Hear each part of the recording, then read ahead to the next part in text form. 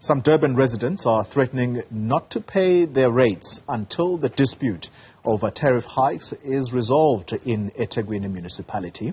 The city recently announcing an increase in various tariffs, including waste collection, sanitation and electricity, among other services. But the Westville Ratepayers Association insists that there was no public engagement on the tariff hike decision.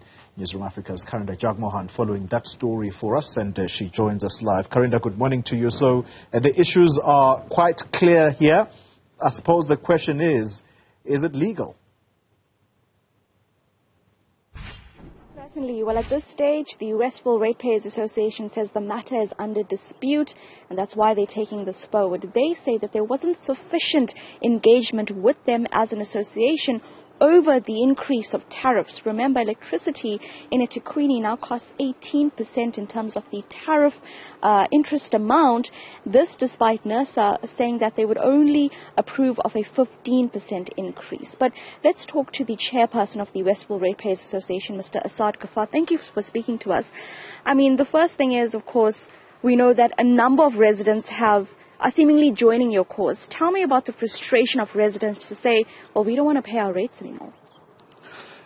Yes, that is absolutely correct. I mean, the effort to bring people or to get people to rally behind us has been very minimal. In fact, people have been waiting for this situation to actually come about. And all we are doing is we are providing the conduit for them to express their dissatisfaction and their anger. It's also, when you hear about it, it's a scary matter to take up in terms of saying, I'm not going to pay rates. Is something like this legal, and what are the ramifications? Look, in our opinion, and we've sought many legal opinions on this matter, so the most important thing is we've already, I think in many interviews now, we've already stated the reasons why we declared the dispute. Yeah. So the background as to why we're here and the reason why we came to this point, I think that has already been perfectly clear. Despite the fact of poor service delivery, etc., and the findings of the Auditor General, etc., and then I think the straw that broke the camel's back was the process that the municipality used in terms of rolling out this budget increase. We felt it was flawed and we were not sufficiently engaged. And the fact that we were not engaged, we're now saying we're disputing the process. So we are actually in an official dispute with the municipality. Now you asked the question, the process that we are taking, is it legal? In our opinion, we are protesting.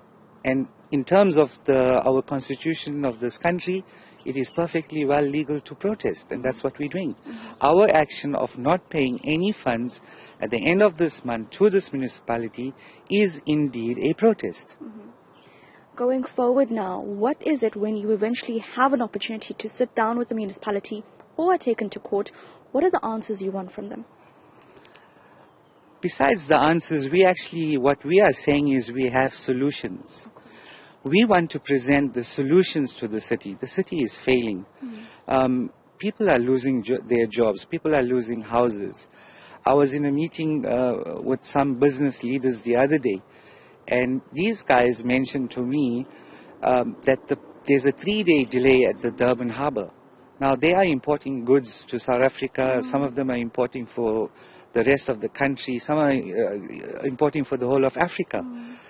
When the ship arrives here and they've told them that there's a 3-day or a 4-day delay, some of these transport companies, they don't bother to stay here. They continue their journey to America or South America. These businesses are losing fortunes. It's destroying our economy. Sure. So essentially, you are saying that Westville residents or residents as a whole are going to bring solutions to the table that will prevent seeing these high tariff increases. Do you feel that the basic services are being delivered over the past 2 years at least since this has been ongoing? Absolutely not. There's no service delivery and the city can't even dispute it. We've got evidence in regards to, as an example, the sewer leaks, and these are constitutional and environmental infringes. We've got evidence that we've been communicating with the city from 2019. Besides that, I mean, after the storm, the city was provided with over 1.2 billion rand from provincial government to repair infrastructure. Yeah. This was over what, 2 months ago, 4 months ago, 6 months ago? To date, we've been told that they've only spent 200 million. So what are they holding on this money for? Yes. There's urgent repairs needed for the infrastructure, and they're not using the money. Mr. Sadkafar, thank you so much for your time. He is the chairperson for the Westville Ratepayers Association, and we were at a meeting earlier this week where this association met with residents in Durban North, so another suburb where really many residents came together to say they are frustrated with the operations of the city and they will withhold their rate payments. It's essentially a protest or rates boycott until their dispute with the municipality settled over the exorbitant tariff hikes, and that's really what it's about. It's a dispute right now. The municipality has told media outlets the matter is under sub judice, but there is a council meeting happening at this very moment, so we're going to head there and get you some answers from those sitting in council about the frustration by ratepayers. But